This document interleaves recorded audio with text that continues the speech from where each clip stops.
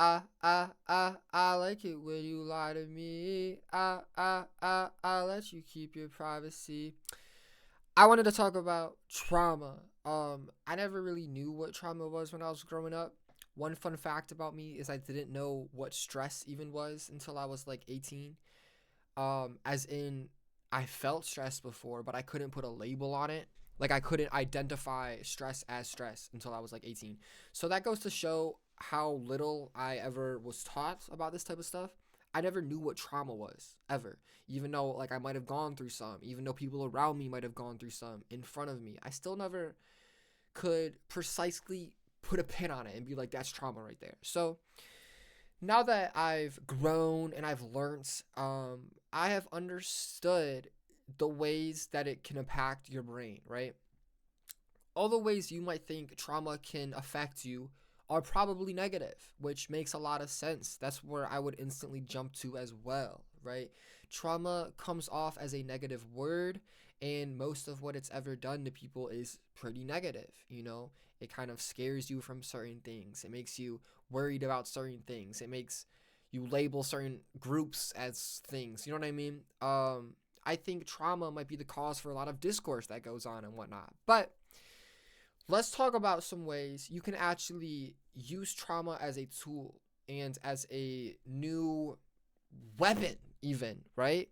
To help propel you into where you want to go, who you want to be. So, I've been doing this for a while without really even knowing what it was.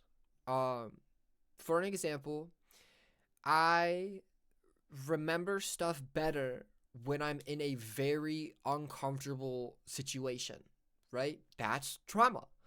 So trauma would be like if I'm sure you know what freaking trauma is, but if you're in a situation you find very uncomfortable, it's gonna almost burn into your memory so bad that your brain might purposely forget it because of how traumatic it is, right?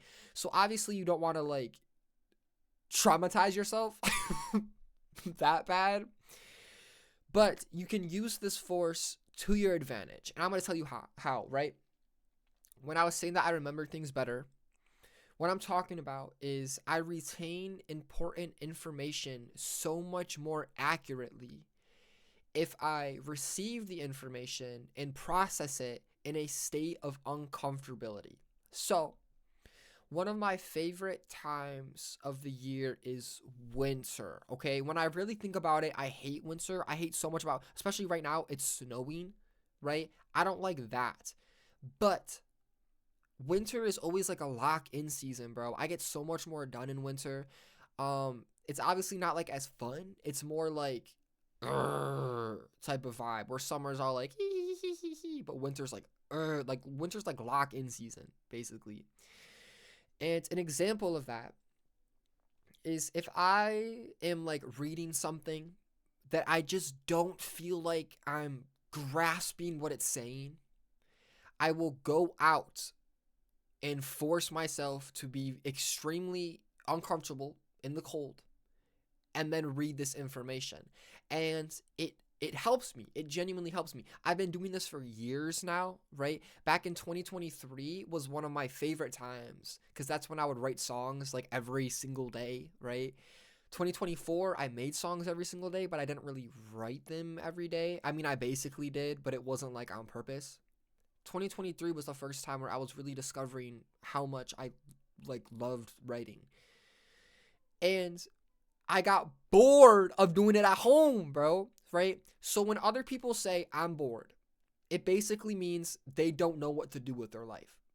When I say I'm bored, it basically means this isn't enough. So when I get bored of writing a song, it basically feels like I've wrote it before. You know what I mean? Or even if it's something new, it just doesn't give me the feeling I want, right? So I would go outside into the negative temperatures. I guess not below freezing temperatures with just a hoodie on, never wear gloves. And then I write a song, right? Where my thumbs are literally moving this slow to write it because of how cold it is. But I am telling you, bro, some of the best pieces I have ever written, some of the best information I've ever gathered has been done in a very horrible environment, which to me is always just cold. Like, I'm not obviously gonna put myself through pain or something. I don't ever think anything's that worth it to like purposely pain yourself for it. But I do stuff people normally do not want to do. No one just wants to go out in the cold. Me, I don't want to just go out in the cold. But I literally like fiend for it, bro. It is my addiction in a good way, right? That is my drug right there, is to put myself in a situation that I freaking hate, but then read or write something that helps me for like the next months, the next years, my whole life even, right? That's what I'm after. I'm after these days I can look back on and be like, I'm so happy I fucking I'm so, my bad about that. I'm so happy I went out in like 10-degree weather because I wrote this banger. So this to me comes off as using trauma to your advantage because it's something that my brain would normally see as a threat, right? Which is why it remembers it better. My brain is taking these experiences and basically amplifying all of my senses in the moment. So instead of having to take like a drug, instead of having to like meditate, instead of having to do all this stuff, I basically just abuse myself. I don't know how to like say it correctly. But I was trying to think of some other forms of this too, right? So some other ways your brain might give you trauma is repeated things, right? So if you are repeatedly told that you're like ugly or something, you're eventually going to just be like, oh, you're either just going to submit to it and be like, damn, I guess I'm ugly, or you're going to go full against it, but it's still going to be hard because it's like a challenge every single time you get called ugly again. You have to re-stand up, right? So there's like two different ways that trauma can like bleed through. But one way you can use it to your advantage is repeatability, right? So in real life, if you force yourself to just do, I guess this is like discipline, but I'm telling you, bro, trauma to your advantage. Something's squeaking, bro. I'm sorry. I'm getting distracted. Repeat stuff. Repeat until it becomes you, right? So instead of letting other people tell you what you are over and over again, you can start to do it yourself, right? You don't have to tell yourself what you are, but you can actually be who you are, right? And then over time, that will become you. So time after time after time, when I would go out in the cold and write a song, it stopped becoming something I just randomly did and was like, what the freak is wrong with me? And it became, oh my god, it became what I did. It became, that's what Blake does, right? My whole family thinks like I love the cold and all that. I don't really like the cold, but it's like I like feeling like I'm evolving. You know what I mean? So if that's what it takes, that's what it takes. Force yourself to go down that roller coaster, right? Even though it has good and bad. Maybe force yourself into the bad on purpose. See what happens. Maybe if you force yourself into the bad on purpose, it's like the biggest drop on a roller coaster, which only leads one way, back up. So that's kind of my theory here, is that anytime I go in, I go all in. So then when I bounce back, I bounce all the way back, right? I don't want to stay in no middle ground. So I think that's one big thing here, is repetibility is one big thing where I'm purposely traumatizing myself in the best ways to become who I want to be. So I'm not going to sit around and just be like, well, I don't really want to do this. No, I'm looking at it long term and I'm saying, I don't want to do it now, but if who I was someone who did that, I wouldn't have a choice if I want to do it because it's me, right? So I think that's one big thing. So this could be used for relationships. This could be used for career. This could be used for creativity, anything like that. If you repeat it, it becomes you, right? You are what you eat, but to the max, to a deeper level. You know, you are what you tell yourself. You are what you hear. You are what you believe, I guess, would be the source of all that. So I think beliefs are one of the greatest things attached to trauma, right? When trauma happens, your beliefs get affected. I think those go hand in hand ever since you're a little baby all the way up to when you're 100, right? No matter what, trauma will affect your beliefs. It's just how you kind of adapt after is what makes you you and what makes you strong, what makes you powerful. So basically, what has affected my beliefs over time has been the confidence in my own ability, right? So the more I do something, which is kind of called shadow work. I hate using like manifesting terms like that. I sound so like geeked out when I do it, but that's literally what it's called, is doing shadow work. Like when people aren't looking and you're still working on stuff over and over and over and over again, you get this level of confidence that no one else can give you.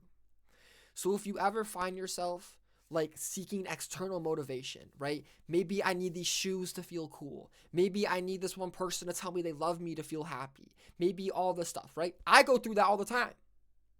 But one of my greatest tools to work against this is confidence and repeatability, right? The fact that I can put on a beat and instantly know I can make a good song to this, that's proof right there. That wouldn't have happened 10 years ago. That wouldn't have happened 5 years ago. That wouldn't have happened 2 years ago. Maybe one, right? But it's the idea that I've done it so many times that it's become me. I've traumatized myself through going through all of this pain, all of this, I can't do it, all this, I can't do it, all this, I can't do it, over and over and over again, and saying, no, get back up. Right? Obviously, I didn't do it perfectly. Oh my God, the amount of nights I probably wasted just doing nothing because I gave up. You know what I mean? But it's only for a night I give up. And then I'm back in the morning. But, the goal is to never give up, obviously. But stuff can't always be perfect. So I think to the best of your abilities, if you understand how trauma and understand how much your brain can be manipulated by this bad stuff, you can also learn how to use it to your advantage. Because one of my worst things about being a human is being a human. I hate having a damn brain that dictates how I act. Right? My brain is like, I'm hungry. I have to go to the bathroom. I need sleep. And I'm like, shut up, bro. My brain's like, I'm anxious. I'm worried. I'm mad. I'm happy. It don't matter, gang. Shut up. That's one of my least favorite parts about being alive, is having a damn brain. Right? So if there's one thing I'm going to do, is learn how to use it to my advantage. Because in this day and age, everything is manipulation to the point where it's like you don't even know what's real. To the point where my kids are gonna not even be real, bro. I'm like, what? Like, can you imagine the future for a second? Right? I'm not even just talking AI, bro. I'm talking about how people treat each other. I'm at the point where when I like a piece of clothing, I don't know if I actually like it, or if I just like it because other people wore it, or if I like it because I was told I should like it, or if I like it because it's a trend, or if I like it because it was advertised to me in a good way. There's so many different reasons of why I might like something that I don't even know if I like it anymore. Right? So that's the type of world we live in. Manipulation, advertising, everything bad everywhere. So if my brain can be manipulated so easy by the bad people, imagine if I could do it myself. Imagine what I could do then, right? So that's kind of the idea here, is traumatize yourself in a good way and use it to your advantage, because you will remember what really stabs you, right? So if you can find a way to take your art, take your career, take your relationship, and find a way for it to stab you in a good way, not a painful way, right? Obviously not like an actual traumatizing negative way. But if you can find a way to instill certain stuff in you to the point that you will not forget, right? You go across limits, breaking boundaries, breaking comfortability, just to establish these new beliefs in you, then you will traumatize yourself for good, bro. And that's what's up. Use it to your advantage. That's the lesson for today. I don't really know much else to say. I kind of freestyled there, but it's a lot of what I work with every single day. I just haven't really put it into words recently. So my bad if it was a little jumbled. I think I did a good job though. Subscribe if you want to see more videos like this, or not. Listen to Blakey everywhere. Blakey, all music platforms. And if you really want to know me, IJB Luma. IJB. IJB Luma. Everywhere. See y'all, bro.